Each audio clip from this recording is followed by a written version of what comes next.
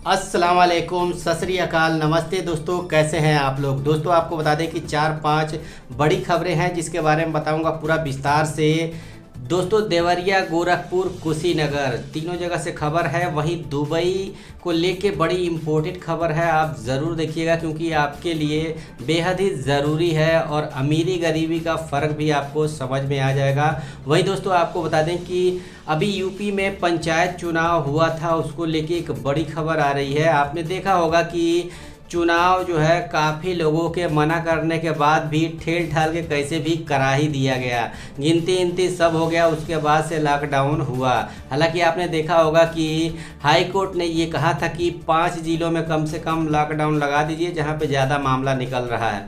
सरकार ने तर्क दिया था कि गरीब लोग हैं, खाए पिए बगैर मर जाएंगे अगर धंधा बंद हो जाएगा। और जैसे ही गिनती हुआ उसके बाद से सब गरीब अमीर हो गए। लेकिन चलिए छोड़िए, उसकी बात अलग रही।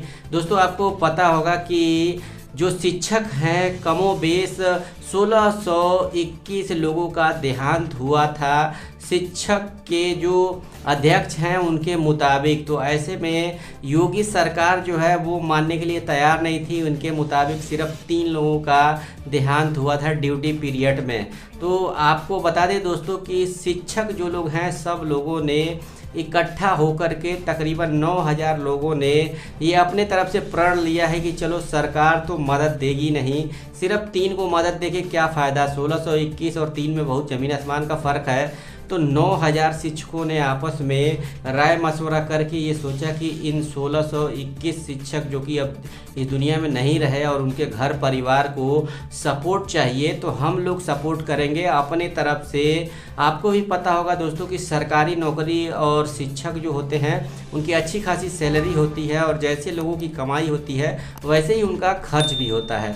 तो जब आदमी एक दफ़े को ख़त्म हो गया तो फिर घर का जो है खर्चा मेंटेन करना बड़ा मुश्किल हो जाता है। तो ऐसे में 9000 शिक्षकों ने अपने तरफ से दम भरा। और आपको भी पता है कि जो यूपी का चुनाव है 2022 वाला, वो बहुत ज़्यादा दिन नहीं रह गया है। ऐसे में जो यूपी सरकार का कैरेक्टर है ना वो बहुत ही नीचे आ गया है। कुछ भी कह लीजिए, चाहे कुछ भी कमी हो, वैक्सीन हो, ऑक्सीजन हो, जो भी हो, तो ऐसे में योगी सरकार बैक फुट पे आती हुई नज़र आ रही है। और उसने जो है एक ये मान लिया है इन विवादों को और जो है उसने एक नियम ये पास किया है, फेरबदल किया है कि जो लोग ड्यूटी से 30 दिन के अंदर में जिन लोगों का देहांत हुआ है उनको 30-30 लाख रुपए दिया जाएगा। तो एक तरह से ये शिक्षकों के लिए अच्छी बात है। जो लोग इस दुनिया में नहीं रहे उनके घर वालों को कुछ सहूलियत सपोर्ट हो जाएगा, कम से कम उनके मोहताजी तो नहीं रहेगी किसी की। तो एक बड़ी ही अच्छी खबर निकल के आ रही है। वो भी अगर जो चुनाव ना होता 6 महीने के अंदर तो ये होता भी नहीं, चाहे कितना भी नाक रगड़ लेते। तो दोस्तों ये तो मामला रह गया ये। और वहीं दोस्तों आपको बता दें कि गोरखपुर से जो मामला सामने निकल के आ रहा है वो अभी आपने देखा होगा कि कुशीनगर और देवरिया की पुलिस वाला जो मामला था कमोबेश कुछ वैसा ही है। गोरखपुर से 4 पुलिसकर्मी जो है आजमगढ़ के गुंडे को पकड़ने के लिए चले गए।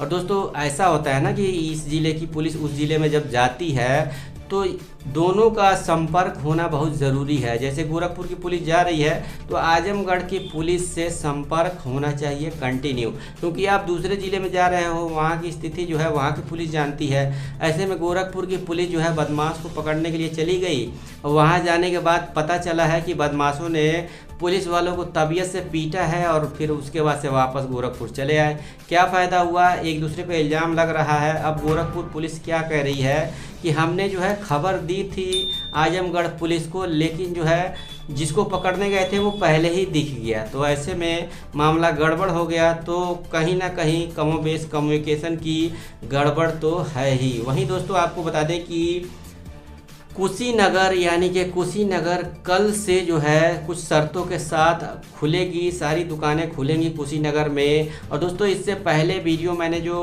अपलोड किया था उसमें बताया था कि देवरिया में नहीं खुलेगा। लेकिन दोस्तों अभी जो है अपडेट निकल के आ रही है कि देवरिया के डीएम आशुतोष निरंजन साहब जो हैं डीएम हैं, उन्होंने प्रेस वार्ता में ये कहा है कि जो यूपी में गाइडलाइंस है यानी कि 600 से जहां पे एक्टिव केस ज़्यादा है वहां नहीं खुलेगा। तो देवरिया में 600 से कम एक्टिव केस हैं, तो इसलिए देवरिया भी कल से खुलेगा। जैसे कुशीनगर खुलेगा वैसे ही देवरिया भी खुलेगा।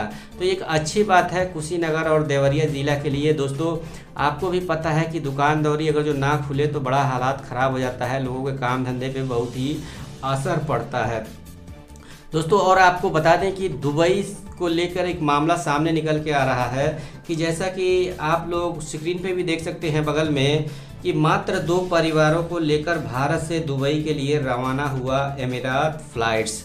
और दोस्तों आप जानते होंगे कि दुबई और इंडिया की फ़्लाइटें बैन हैं और उसमें भी 14 जून से बढ़ाकर 30 जून तक कर दिया गया है। और ऐसे में जो भारत में फंसे हुए लोग हैं, जो कि प्रवासी दुबई में जाकर काम करते हैं, उनको कुछ नहीं सूझ रहा है। लेकिन पैसे का बल देखिए आप कि भारत में कोरोना हालात को देखते हुए अभी यह उम्मीद भी लगाना जल्दबाजी होगी कि संयुक्त अरब अमीरात और भारत के बीच उड़ानें शुरू होंगी और यहाँ फंसे कामगारों को तो कोई भी रास्ता नज़र नहीं आ रहा है। इसी बीच यह भी खबर आ रही है कि रविवार को दोस्तों एमिरात फ्लाइट से 2 परिवार केरल से दुबई पहुँचे हैं। दोस्तों आपको बता दें कि ये 1,80,000 रुपये किराया खर्च करके पहुँचे हैं दुबई।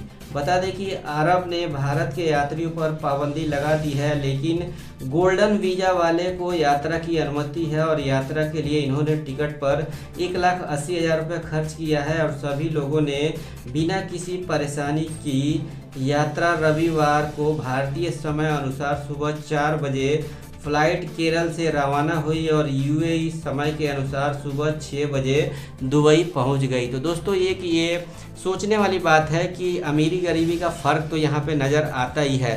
हालांकि आप भी सोचिए, आप अपने मन से सोचिए और ख़ुद एक जवाब दीजिए कि हर चीज़ अवेलेबल है। आप जा रहे हो दुबई या मैं जा रहा हूँ, कोई भी जा रहा है, तो टेस्ट करो। अगर जो नेगेटिव आता है उसको लो, जो पॉजिटिव आ रहा है उसको मत लो।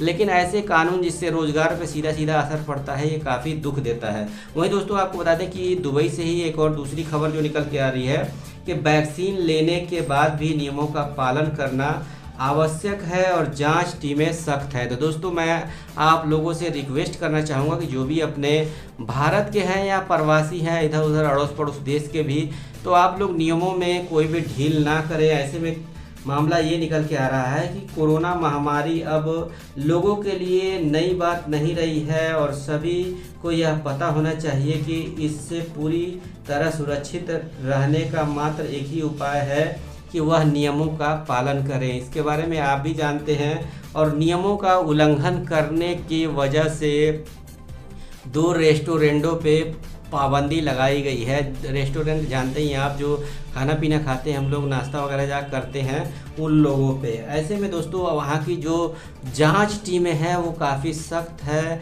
अगर जो नियमों में ढिलाई आप करेंगे तो आप भी फंस सकते हैं। तो नियमों को सही से माने। मैं बार बार अपने वीडियोज़ में आप लोगों से अपील करता रहा हूं कि कोरोना जो है कम हो गया है, लेकिन जो है ख़त्म नहीं हुआ है। तो नियम और कानून को फॉलो करेंगे तो हम सब के लिए भलाई है। लेकिन दोस्तों दुख होता है इस बात का कि अपने भारत में जो है कितने लोग हैं जो कि दुबई जाने के लिए परेशान हैं। लेकिन सरकार को थोड़ा सा अपने तरफ से बातचीत करके कैसे भी मामले को सुलझाना चाहिए। चाहे आप जानते हैं वंदे भारत मिशन चल रहा है अपने यहाँ, उसी के थ्रू कुछ करके, लेकिन एकदम से 30 जून तक फ़्लाइट को बैन कर देना, ये मुझे नहीं समझ में आता है।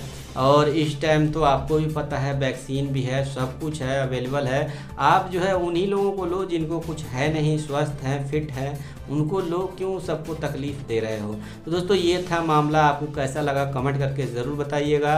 अगर जो आप चैनल पे नए हैं तो चैनल को सब्सक्राइब करके बेल आइकन ज़रूर दबाएं और वीडियो को लाइक शेयर ज़रूर करें। मिलते हैं किसी और खबर के साथ। जय हिंद, जय भारत, दुआओं में याद रखिएगा।